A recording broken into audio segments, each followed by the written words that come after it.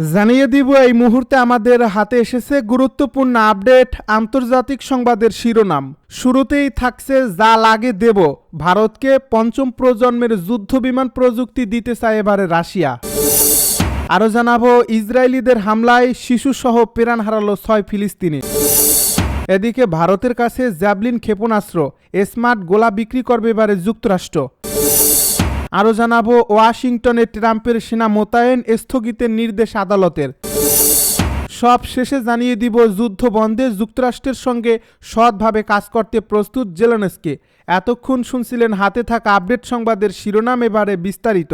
তবে তার আগে অনুরোধ রইল ভিডিওটিতে একটি লাইক এবং কমেন্ট করে জানিয়ে দিন ভিডিও সম্পর্কে আপনার মূল্যবান মতামত। আরও জানিয়ে দিন ভিডিওটি কোথা থেকে দেখছেন বা কোন জেলা থেকে দেখছেন। যা লাগে তাই দিব, ভারতকে পঞ্চম প্রজন্মের যুদ্ধবিমান প্রযুক্তি দিতে চায় রাশিয়া। আগামী ডিসেম্বর মাসে রাশিয়ার প্রেসিডেন্ট ভ্লাদিমির পুতিনের ভারত সরকারকে সামনে রেখে নয়াদিল্লিকে একটি বড় ধরনের সামরিক চুক্তির প্রস্তাব দিয়েছে মস্কো।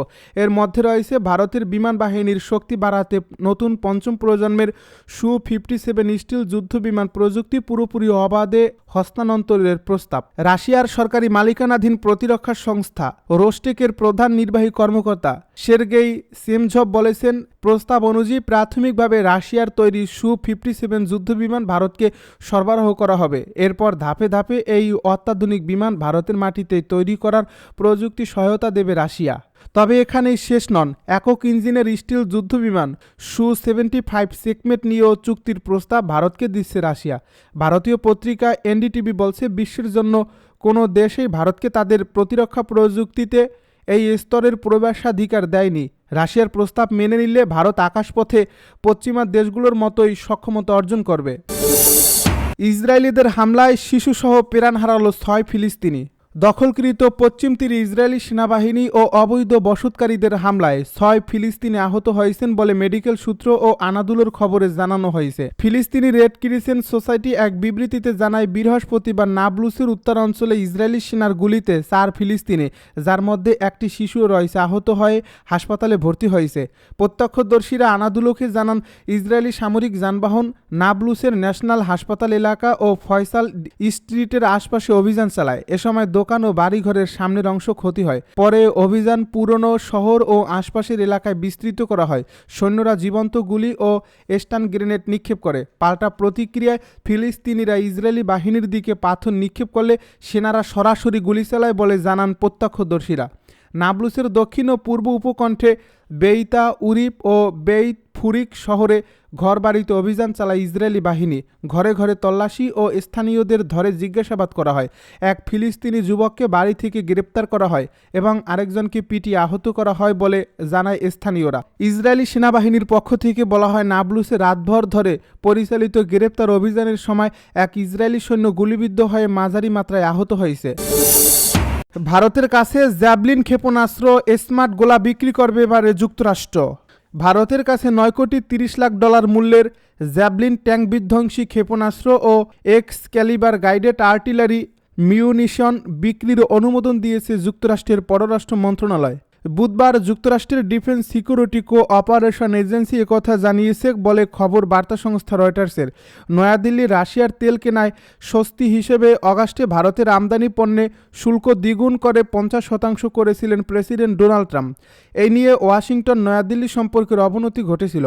তারপর থেকে ওয়াশিংটনের ফরেন মিলিটারি সেলস কর্মসূচির অধীনে ভারত প্রথমবারের মতো মার্কিন প্রতিরক্ষা সরঞ্জাম ক্রয় করছে।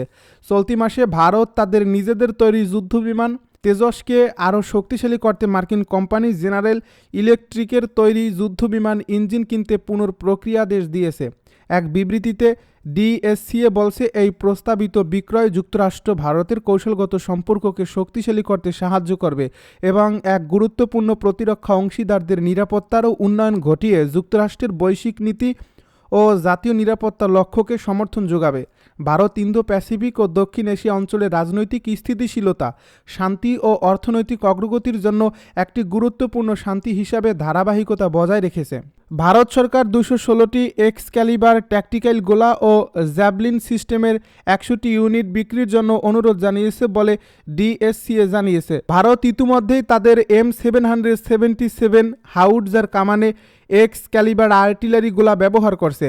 ডিএসসিএ জানিয়েছে এই বিক্রয় চুক্তির ক্ষেত্রে এক্সক্যালিবার গোলা সরবরাহের প্রধান ঠিকাদার হবে আরটিএক্স কর্পোরেশন এবং জ্যাভলিন সিস্টেমের জন্য তাদের সঙ্গে যৌথ উদ্যোগে লকহিড মার্টিনও থাকবে।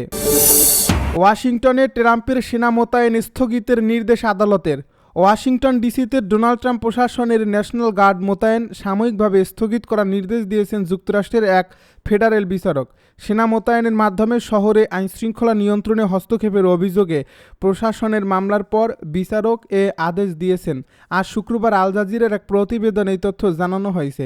বৃহস্পতিবার দেওয়া এই রায়ে যুক্তরাষ্ট্রের ডিস্ট্রিক্ট জজ জিয়া কব বলেন, প্রেসিডেন্ট যে কোনো কারণে সৈন্য মোতায়েন করতে পারেন না। তিনি ট্রাম্প প্রশাসনকে 21 দিনের সময় দিয়েছেন যাতে তারা চাইলে এই রায়ের বিরুদ্ধে আপিল করতে পারে। ওয়াশিংটন ডিসিতে ফেডারেল সরকারের বিশেষ ক্ষমতা থাকলেও ডোনাল্ড ট্রাম্প প্রশাসন জরুরি পরিস্থিতি ছাড়াই ডেমোক্র্যাট নিয়ন্ত্রিত বেশ কিছু শহরে সেনা ও ফেডারেল এজেন্ট পাঠাচ্ছে। এটি নিয়ে সমালোচনা বহুদিনের। লস অ্যাঞ্জেলস, পোর্টল্যান্ড ও শিকাগোর মতো শহরেও ট্রাম্পের এই মোতায়েনকে স্থানীয় কর্তৃপক্ষ ও অধিকার সংগঠনগুলো বৈষম্য, আগ্রাসী অভিযান ও মানবাধিকার লঙ্ঘনের অভিযোগ এনে নিন্দা জানিয়েছে। ডিপার্টমেন্ট অব জাস্টিস অবশ্য এই মামলাটিকে অর্থহীন প্রচেষ্টা বলে অভিহিত করেছে।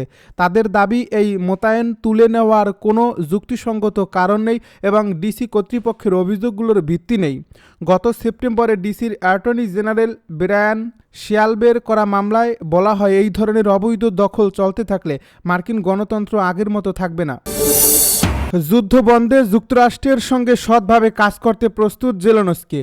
রাশিয়ার সঙ্গে যুদ্ধবন্ধে একটি খসড়া শান্তি পরিকল্পনা পাওয়ার পর ইউক্রেনের প্রেসিডেন্ট ভলোদিমির জেলেনস্কি বলেছেন, সংঘাতের অবসানে যুক্তরাষ্ট্রের সঙ্গে সৎভাবে কাজ করতে তিনি প্রস্তুত। ওই খসড়া পরিকল্পনার আওতায় ডনবাস অঞ্চলের যেসব এলাকা এখনও ইউক্রেনের দখলে আছে, কিয়েভকে সেগুলো ছেড়ে দিতে হবে, সেনাবাহিনীর আকার ছোট করে ফেলতে হবে এবং নেটোতে যুক্ত না হওয়ার নিশ্চয়তা দিতে হবে বলে একাধিক মার্কিন গণমাধ্যমের বরাত দিয়ে জানিয়েছে বার্তা সংস্থা রয়টার্স। এই খসড়া পরিকল্পনা বানানোর জন্য ইউক্রেনের সংশ্লিষ্টতা কতখানি তা স্পষ্ট নয়, যদিও হোয়াইট হাউসের প্রেস সেক্রেটারি ক্যারোলাইন লেভিট বলেছেন, যুক্তরাষ্ট্র উভয় পক্ষের সঙ্গেই সমান যোগাযোগ রেখেছে।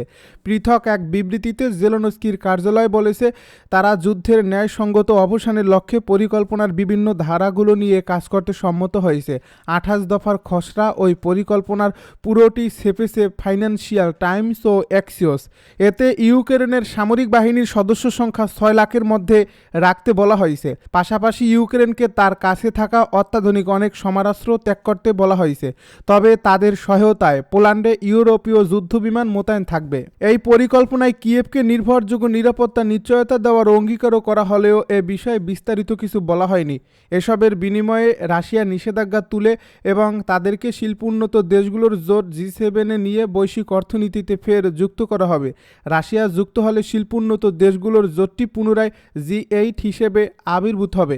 ইউক্রেনকে পাঠানো পরিকল্পনায় যদি এসবই থাকে তবে মোটা দাগে এতে মস্কোর স্বার্থকেই বেশি প্রাধান্য দেওয়া হয়েছে বলছে রয়টার্স।